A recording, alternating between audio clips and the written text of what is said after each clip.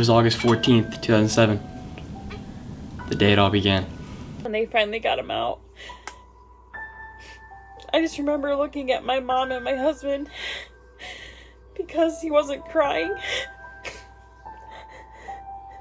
And I was like, why isn't he crying? What's wrong with him? And they're like, I don't know why he's not crying.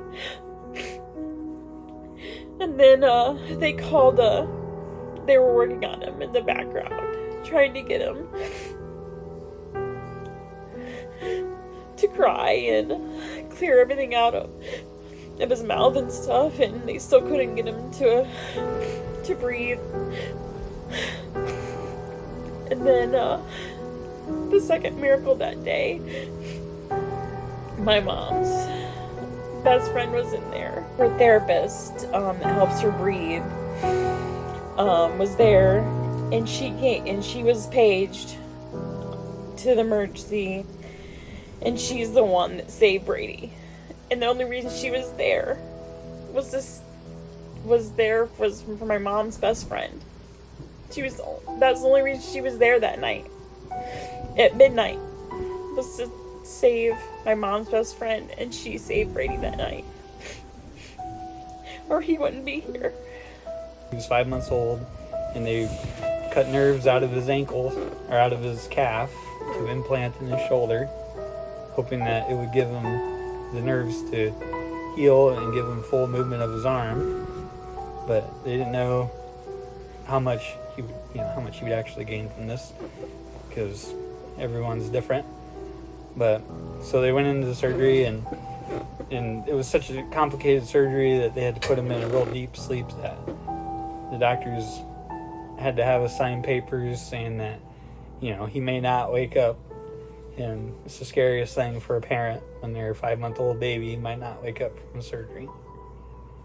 So, and then they said that it would take 5 or 6 hours for the surgery. So he went back for surgery and had to go back to the hotel for a little bit while mom was there, for me not being there with mom when she probably needed me the most. So the surgery went well and everything. So then it was time to heal, and it takes a long time for nerves to heal. So he spent a year or so to see what he would actually gain from it.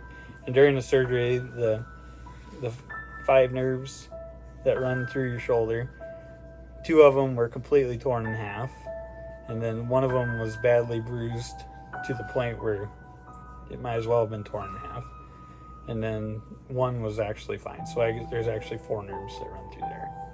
So it was actually a little worse than what he anticipated, but again, he was a very good doctor. He knew what he was doing. And so the first surgery, he did gain some movement. He was able to move his arm and stuff, but still not a lot of the mechanical movements that we all take for granted. That surgery he did a lot more adjusting.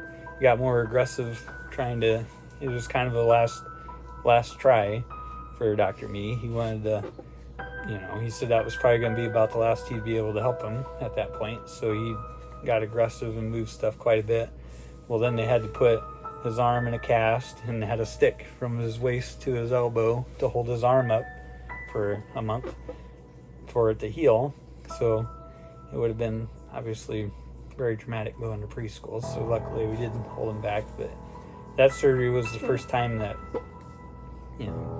his mom and I kind of felt like maybe we didn't do the right thing, because all the other surgeries were, he went down, he had surgery, healed, and everything was fine. But this time it was a lot harder recovery. It was a lot more pain.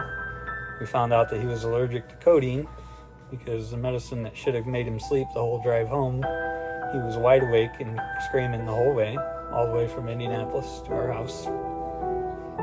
It was a very dramatic experience. It's real hard on us parents, because you're just trying to do everything you can to help your child, and maybe we didn't do the right thing. I've known him since kindergarten, so it's been a while you hear a lot of jokes, you do. and some of them are funny, some of them aren't.